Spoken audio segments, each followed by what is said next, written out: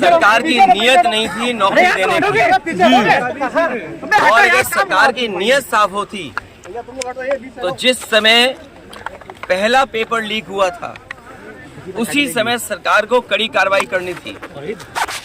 अभी तक जो भी उत्तर प्रदेश में परीक्षाएं हुई हैं, सरकार ने जानबूझ करके पेपर लीक किया है। और जानबूझ करके पेपर लीक इसलिए कर रही है सरकार जिससे उन्हें नौकरी न देनी पड़े।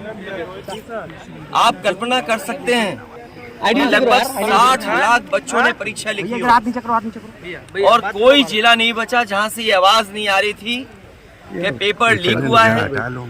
पेपर के आंसर्स व्हाट्सएप पे चल रहे थे और लीक होने के बाद पूरा क्वेश्चन पेपर सबके हाथों में था। सरकार की नाकामी दिखाती है ये बात। और सोचिए 60 लाख में लगभग 50 लाख बच्चे, और अगर हम हिसाब किताब लगाएं तो हर परिवार में 5 सदस्य होते हैं।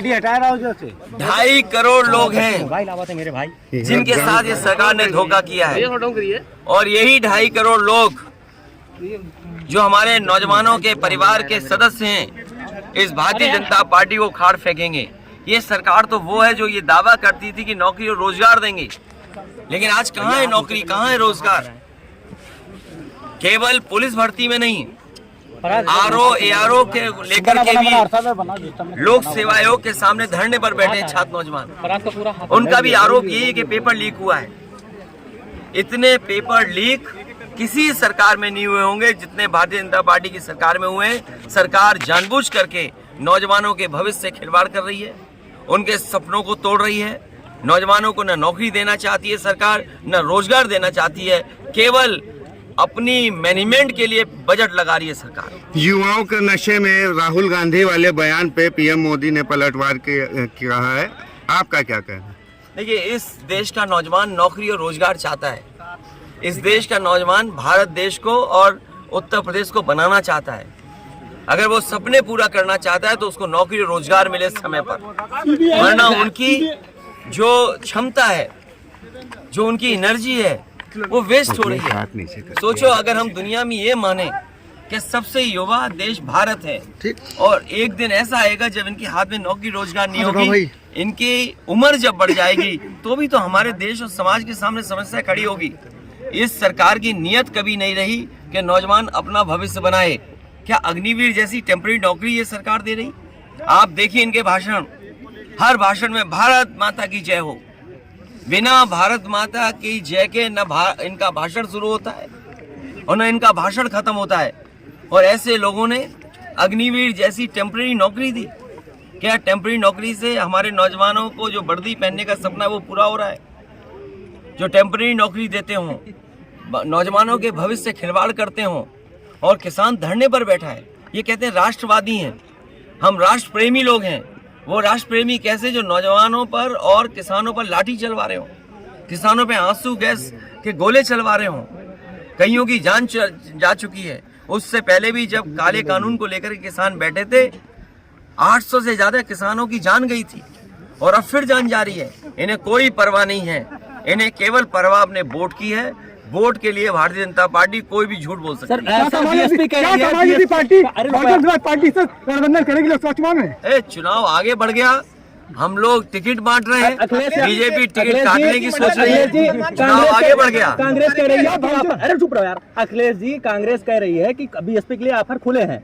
आप अगर उसी 17 सीटों में वो ऑफर खुला है उनका, या आपके कोटे से भी सीटें जाएंगी? मेरे भाई साहब, आप गोदी मीडिया बंद बनो। मेरे भाई साहब, जिसको दाना मिले वैसे उसी का गाना गा रहे हैं। ये हटाओ, गाना और गाने का भेदभाव करिए। अखिलेश जी, राम मंदिर कब जाएंगे? जब भगवान बुलाएंगे। भगवान बुलाते हैं अपने प्रभु भगवान जब बुलाएंगे तब जाएंगे। अपने भक्तों को ऐसा बुलाते हैं।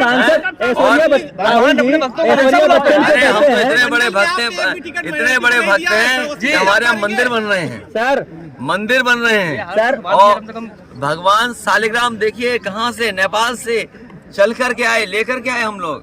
इसलिए सवाल दाने और गाने का है सर सवाल नौकरी और रोजगार का है। ऐश्वर्या राय को नाचने की बात कहते हैं राहुल जी, और वो आपके सांसद की बहू हैं। मैंने कहा कि भाई जिसका दाना उसी का गाना गाओगे तुम। बयानबाजी में क्या कहेंगे?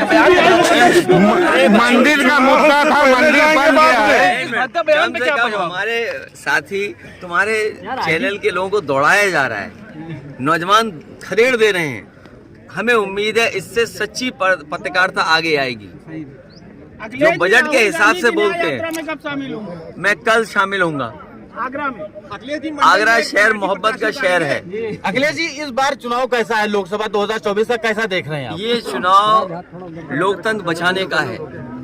ये चुनाव बाबा साहब भीमराव अम्बेडकर जी के सपनों को बचाने का चुनाव है। ये चुनाव आजादी बचाने का है, संविधान बचाने का है। इतनी पाबंदियां लग जाएंगी जिसकी आप कल्पना नहीं कर सकते। क्या आपने नहीं देखा चंडीगढ़ में किस तरीके से बेईमानी हो रही थी, किस तरीके से वोट की लूट हो रही थी? ये भारतीय जनता पार्टी कोई दल नहीं है राजनीतिक, ये गिरोह है, गिरोह। नीचे करो यार, ये दल नहीं है, ये गिरोह है। और अगर बैलेट से वोट ना पड़े होते और सीसीटीवी कैमरा ना होता तो क्या ये बात पकड़ी जाती? सोचिए, सुप्रीम कोर्ट ने कहा कि ये सुप्रीम कोर्ट ने कहा कि ये लोकतंत्र को खत्म करने का प्रयास था। सुप्रीम कोर्ट का धन्यवाद देते हैं जिसकी वजह से ऐसे अधिकारियों के सजा मिल रही है और भारतीय जनता पार्टी की पोल खुल गई। यूपी की जनता को क्या संदेश दे रहे हैं आप इस बार इलेक्शन में? और उन्होंने आपका साथ छोड़ दिया, ऐसे में क्या उनके लिए जगह क्या है? मैं अभी भी कह रहा हूँ, जैसा दाना वैसा गाना। ए चैनल रुक जा भाई, तेरा गाना दाना गाना हम जानते हैं। शिक्षक भर्ती